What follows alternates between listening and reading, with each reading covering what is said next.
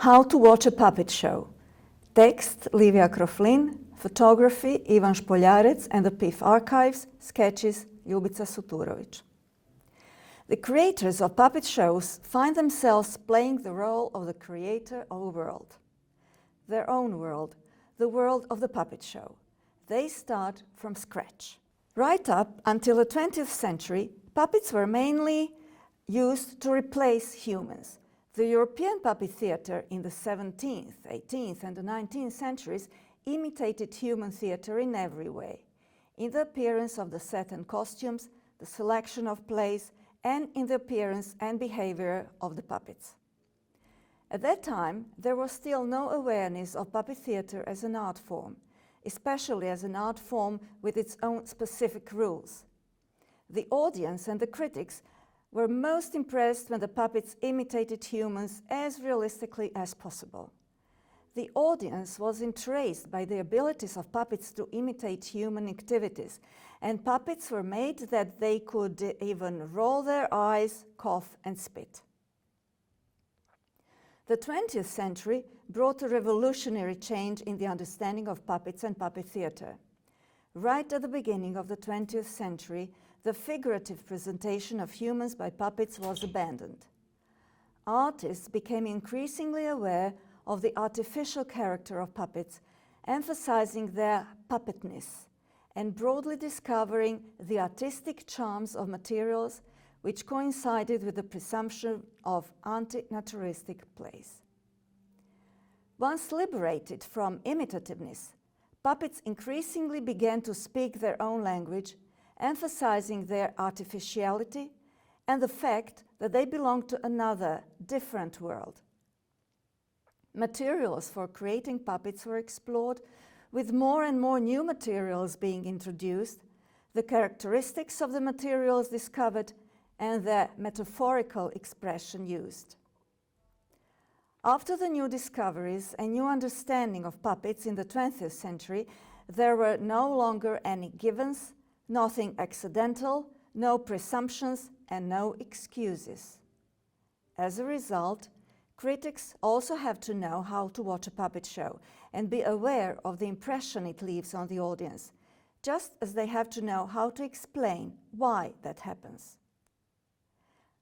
As soon as they appear on the stage, puppets give us a great deal of information, which in live drama theatre the actors have to show to us in some other way. Puppets speak by their very appearance, their shape, color, size, proportions, and the puppet animation technique and the materials used to make them. In a puppet show, the relationship between humans and the puppet is important, as well as the animator's skills, and this comprises the puppet's means of expression. Puppets' means of expression are material, size, proportions, aesthetics, colors, shapes, facial expression, technique, the relationship between puppets and humans, the skill of the puppet maker and the animator. Material. The director of a puppet show and the puppet maker face a problem unknown to directors of drama. In drama, live theatre, the performers, actors, are humans, already made of flesh and blood, bones and muscles. This may be very sophisticated, but they are all alike. Puppets, however, may be made of almost anything. Therefore, while a live theatre director selects his actors, a puppet maker creates them. As in life, so in art, it is hard to bear so much freedom. So puppet makers often limit themselves, depriving themselves of the limitless freedom offered by puppet theatre. The reasons that condition the selection of materials such as low cost, simplicity of use, or the low weight of the puppet are valid, but they are far from artistic. I will talk a little more about materials because they are not often mentioned, but they are extremely important in a puppet show. It really matters whether the puppet is made of porous polystyrene, heavy untreated wood, light sponge, or fragile paper. All these materials differ in appearance, hardness, flexibility, weight. the ability to be painted, the sounds they emit, their origin and connotations. The flimsiness of paper, the softness of sponge, or the hardness of wood send different messages. Their physical characteristics are also metaphorical. One of the first puppet theatre innovators, who was looking for new forms of expression and the possibilities offered by puppets in the widest sense, was Yves Joly. He discovered that the value of the puppet is in its material, in its texture, and in its metaphorical usage. Yves Joly knew how to make perfect use of dramatic materials. In The Tragedy of Paper, his characters were made of cardboard, and they presented a story of love, passion, and jealousy. The main villain attacked the hero by cutting him with real scissors and setting him alight using real fire. The burnt hero was at the same time a stage character and a thing, a person and a piece of paper. With such images, Joly found his way to the theatre of metaphor.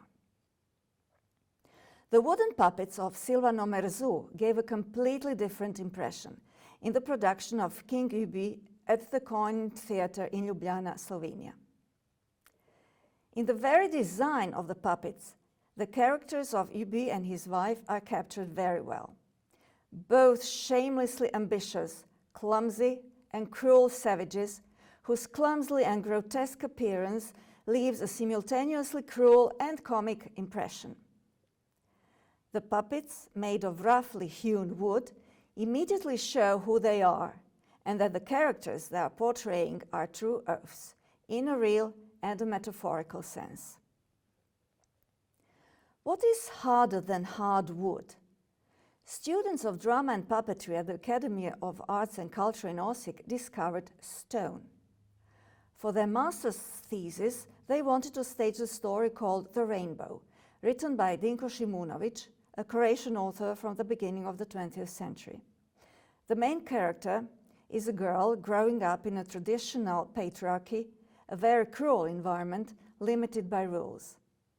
Although she was sprightly, happy and playful, which earned her the name Srna, literary roe deer, she was not permitted to run, jump, bathe, go out in the sun, simply because she was a girl. Since boys were allowed to do all those things, Srna's only wish was to become a boy.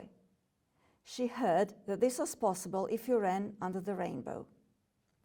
When a rainbow appeared in the sky, she ran and ran and ran across the fields until she fell into a lake and drowned.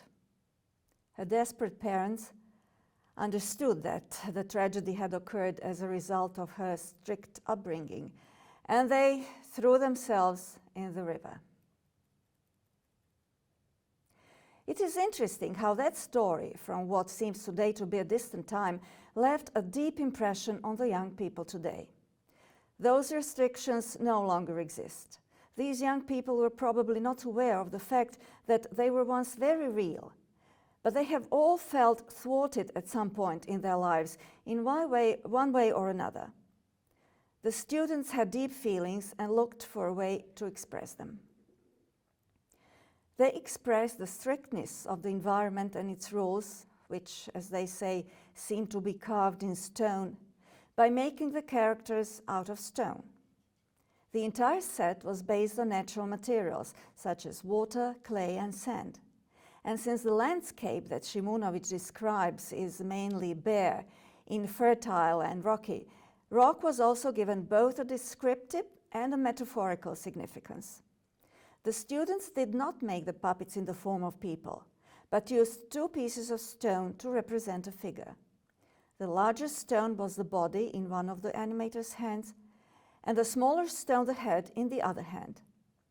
They realized that these puppets could not perform a wide range of movements. The animation had to be minimal, but very precise and eloquent. They had to find just one movement, a sign, and accompany that movement with a sentence or phrase, an impulse, a large gesture, and one spoken phrase. In addition, the material played the role by its very nature. the sound of stones banging against one another, their weight, their speed or slowness of movement, their sharp edges or rounded edges, their hardness, fragility, and size. Small round stones represented the boys who were allowed to be free, but who had not yet become sharp and hard like the adults. It is interesting that they made Srna out of stones with sharp edges, by which they wanted to indicate her untimely maturity and knowledge of the difficulties of life, as well as her sharp internal battle with herself and her environment. Two female characters, Klara and Sava, who lived in an idyllic village where Srna was happy for a brief period because she was allowed to run about freely and jump, were made of clay. The whole village was made of soft materials, branches, soil, and clay. The material indicated the affiliation of the characters with a specific place, emphasizing the idea that place determines character. And psychological characteristics were also assigned. Klara and Sava were softer characters than the hard rock of the Čadatčans. If the authors want to achieve close contact and identification between a small child and a puppet, the character and the action, they will choose gentle, soft materials.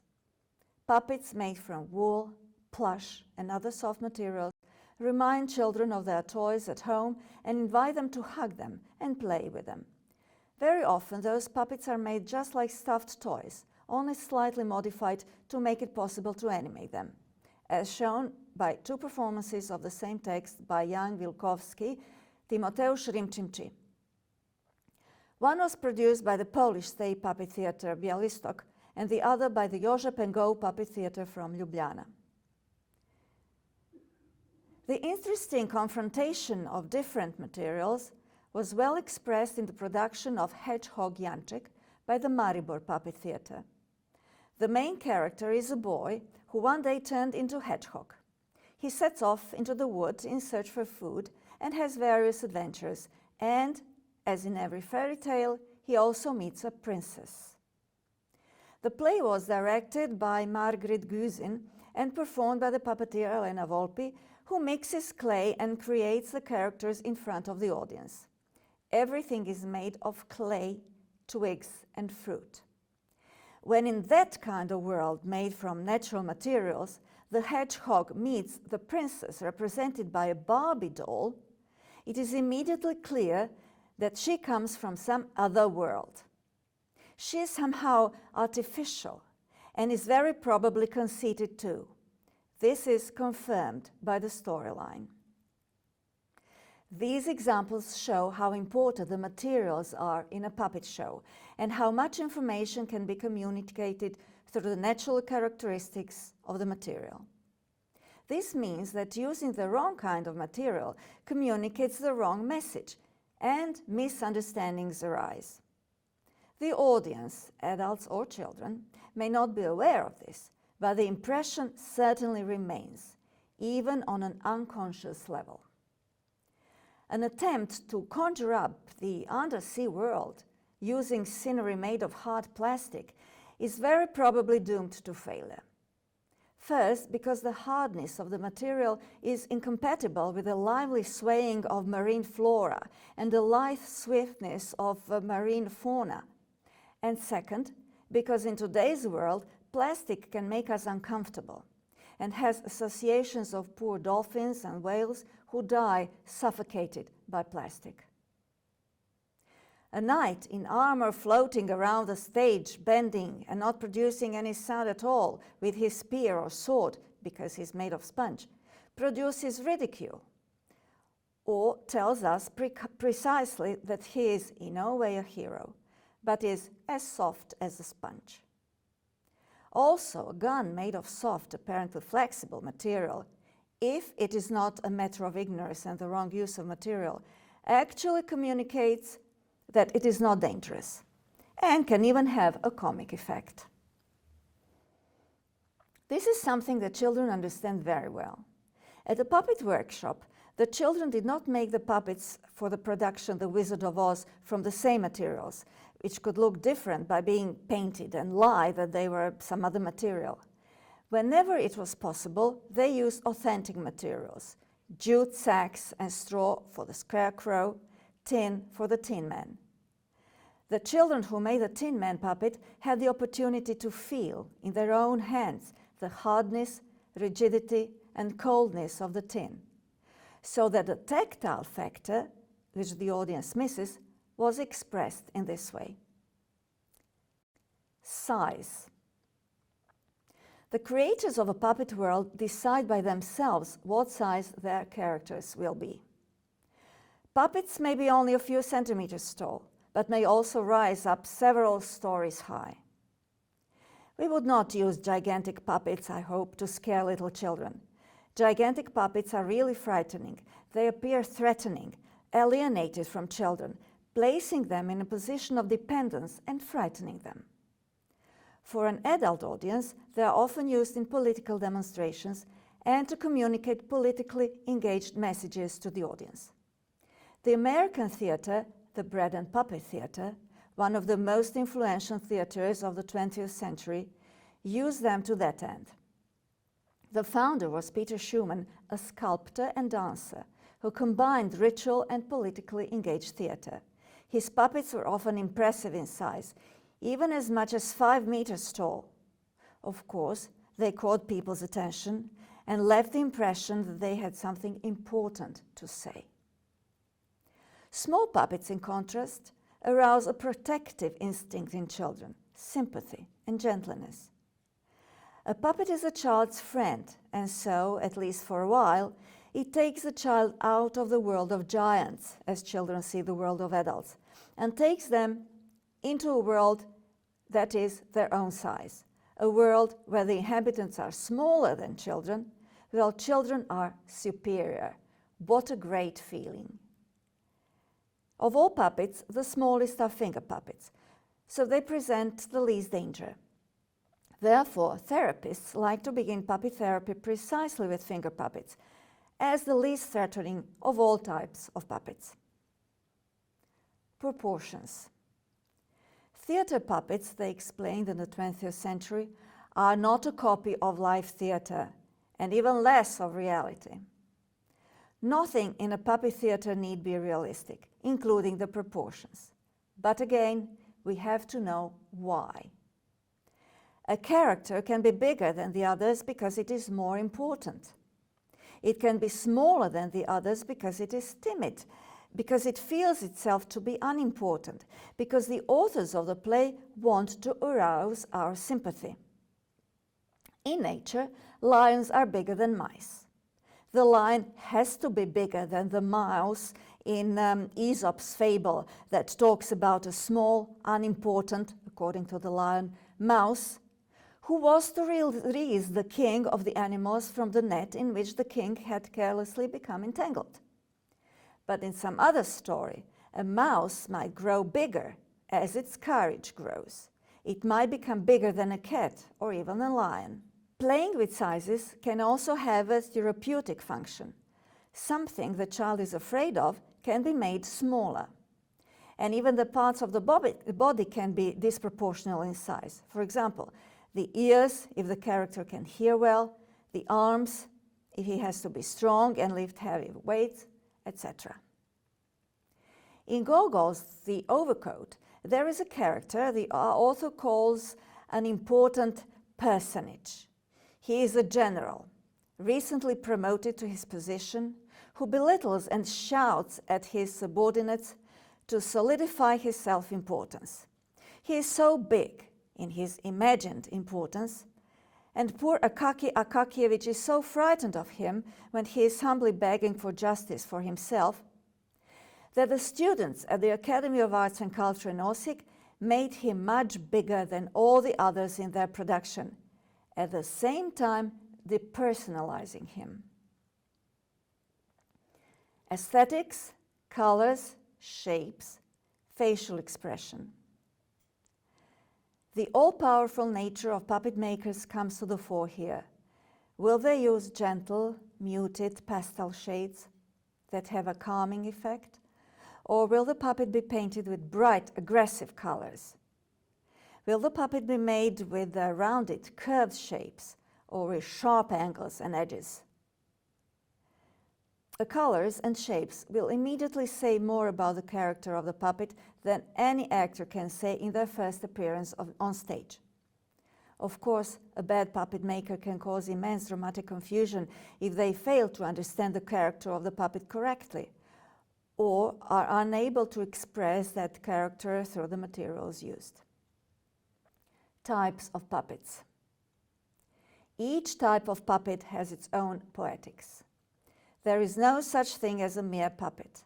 There are glove puppets, marionettes, rod puppets, and it matters which are used in which production. Glove puppets. Glove puppets are quick, agile, very flexible, lively, precise, sharp in tongue and behavior, and do not tend to make long speeches, but are prone to all kinds of behavior.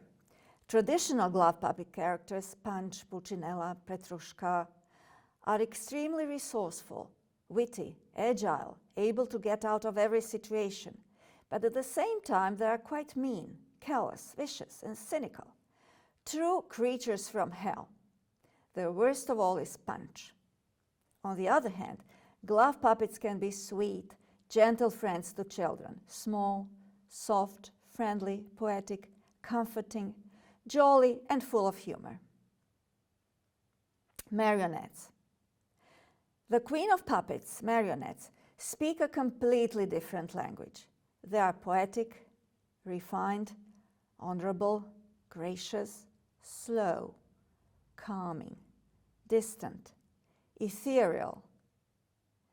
They are best in static, philosophical, symbolic, mysterious, lyrical productions, operas, and also fairy tales. But marionettes do not always have to be poetic, static, ethereal, and untouchable. They are capable of jokes and pranks. They are favorites for amusing variety acts involving a large number of comic elements, but they will often appear as trick marionettes. Rod marionettes have a different poetic. Their stiff rods enable the puppeteer to have direct control of the puppet, so their movements are precise and rapid. The form of animation is also reflected in the repertoire. The true form for rod marionettes is dynamic storytelling, epics, and comic farces. In the contemporary understanding of puppet theater, enriched by the specific Czech sense of humor and ironic distance, these puppets emphasize their own puppetness, clumsiness, and stiffness. Playing with props is not the imitation of human-like actions, but inventive tricks using puppets, and the puppet itself can be transformed from a character into a prop. For example, instead of the puppet taking a club to beat something or someone, the puppeteer uses the puppet itself, with its menacing wire as a club. Metaphoric manipulation is particularly important for marionettes. A marionette is always visibly being manipulated. The strings and wires are visible, and we are aware of the fact that there is someone above it directing its movements. It can do all kinds of things. It can fly, swim, jump high, even explode into small pieces and come back together again. But it is always being manipulated. Rod puppets. Somewhere between the little devil glove puppet and the queen marionette is the Javanese rod puppet. These puppets can be completely imitative and very humanesque, but also completely abstract. They can imitate the human body completely, without the floating, twitching movements of marionettes. They can cope very well with realism, but also caricature. They can deal with a lot of text, but they don't need it. They can talk and sing and dance or be quiet. They can cope with pauses, which is unimaginable for an impatient glove puppet. They can present serious topics, tragic and poetic, but they can also be extremely entertaining. We can feel deeply with them, think about major subjects, or laugh completely relaxed. They can be trick puppets, being transformed from one character to another, most often on completely opposite appearance and character. This may be a dramatically necessary move or a fun and astonishing demonstration of sophisticated technology. Every rod puppet can appear rigid and stiff, like a wooden Mary, as though it swallowed the rod, which is an expression from everyday life, a description used for people. They can also be used in the play if necessary. These puppets are excellent at presenting characters who are rigid, conceited, distant, or dignified, magnificent in appearance. Tabletop puppets. An important characteristic of tabletop puppets is that the puppet and the animator are on the same level. They are equal. The great attraction of tabletop puppets is the variety. There is a wide range of possibilities. They can be made of various materials, light or heavy, stiff or flexible. They can be small or large. They can be animated in various ways, directly, indirectly, in combination. They can be non-animatable figures or have many movable parts. They can be the most simple or the most complicated of all puppets. They can be animated by one animator, or one animator may even animate several puppets, 2 animators, 3 animators, or even more. Table puppets can express an entire range of emotions, every possible life situation, and various relationships with the animator. The dramatic and staging variations are countless. Tabletop puppets can do all of this, which is why they are the masters of European puppet theatre today. The problem, however, is when tabletop puppets are used because they are fashionable, or because people presume they are simple to animate, without understanding their specific poetic, which in that case will not be expressed. The hardest thing, but the only thing that is important, is to give puppets a reason for their existence in the precise form in which they are made, and to give meaning to their movements. Object theatre. Object theatre gives us many opportunities, but also the possibility of major misunderstandings.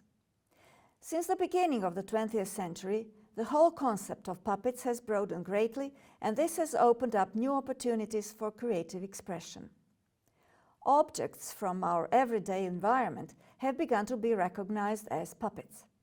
The practical side of object theatre is its easy accessibility and low cost. The stage can also be completely simple, a normal table or a similar surface. However, using any puppet theatre technique must be justified, and this includes the use of objects. The creators of a performance must ask themselves the question, and it must be clear to the audience: why these objects? What kind of objects? Every object has specific physical characteristics, the shape, color, size, and the material they are made of. The very shape of the object gives rise to a specific emotion. For example, sharp edges cause restlessness, anxiety, and fear.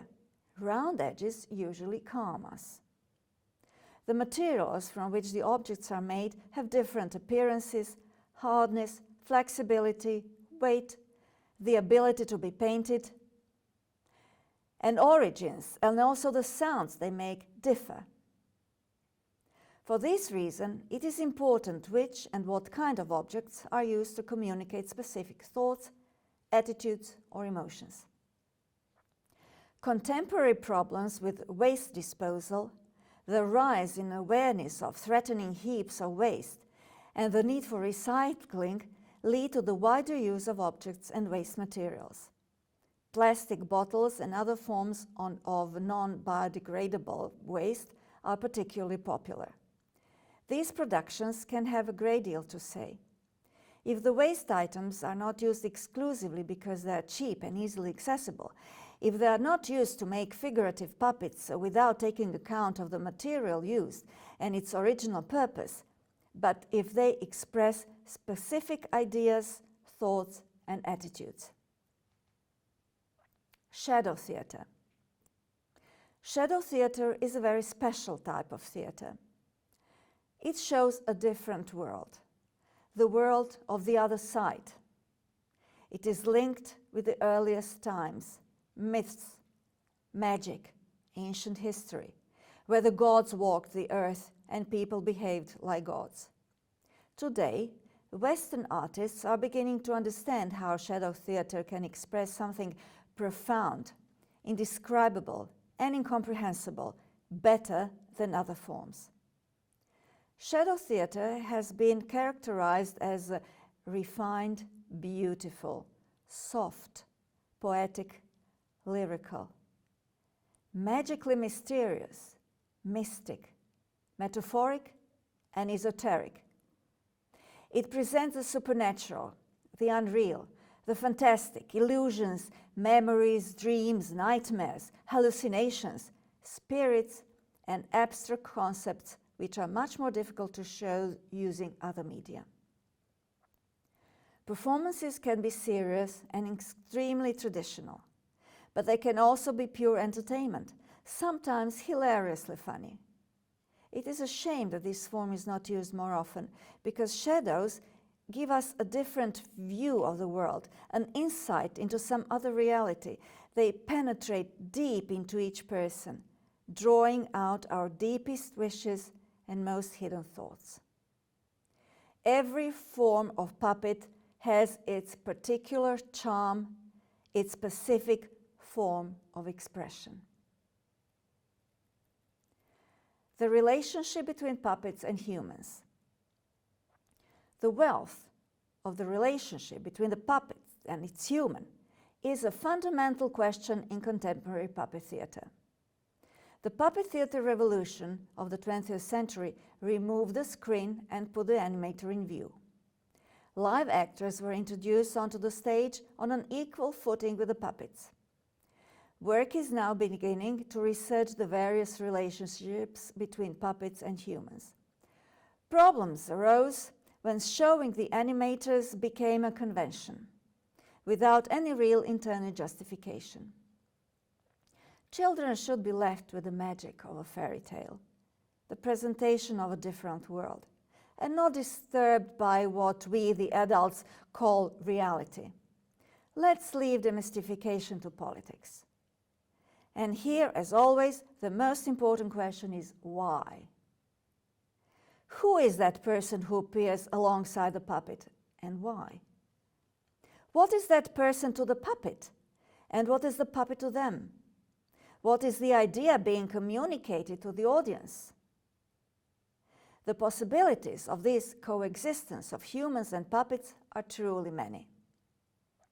A person who is visible on the stage in a puppet show may be just an actor without a puppet. From the beginning to the end, they play their role and never leave it, whilst the puppets play their roles and not leaving them. Just an animator, not entering into any kind of relationship with a puppet. A participant in many forms of communication with a puppet.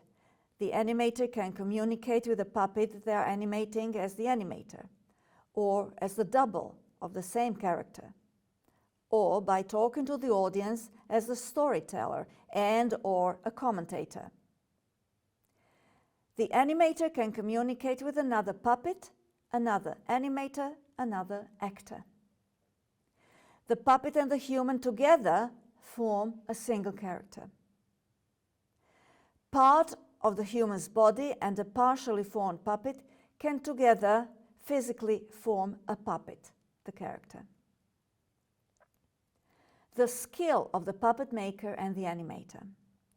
Puppets must be made so they can do what they have to do, whatever the production requires of them.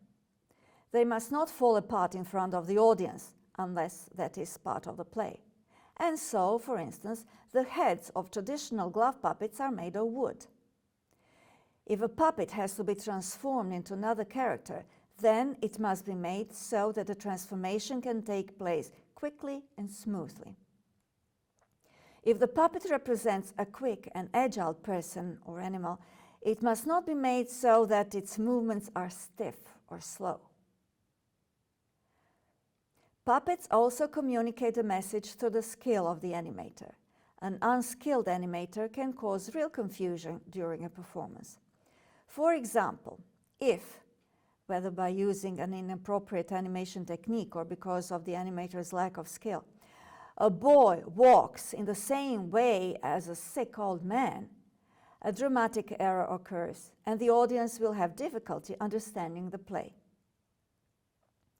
If the play shows the Monkey King, who in one leap can cover huge distances, who can shrink in size or grow in size at will, who can be transformed into various other animals, who is characterized by strength, skill, and agility, then it is not sufficient merely to have a trick puppet that can be transformed into another form, but it is necessary to do so very skillfully and with great agility.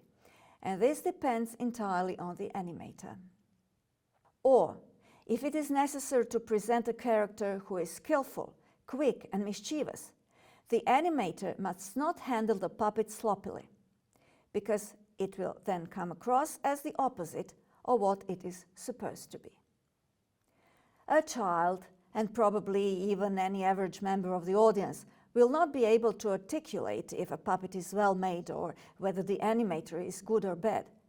But a badly performed play will leave the entirely wrong impression. All these are elements which the creators of a performance, primarily the director and the puppet maker, have to consider, and which critics must recognize and know how to evaluate, because they are what the audience feels intuitively.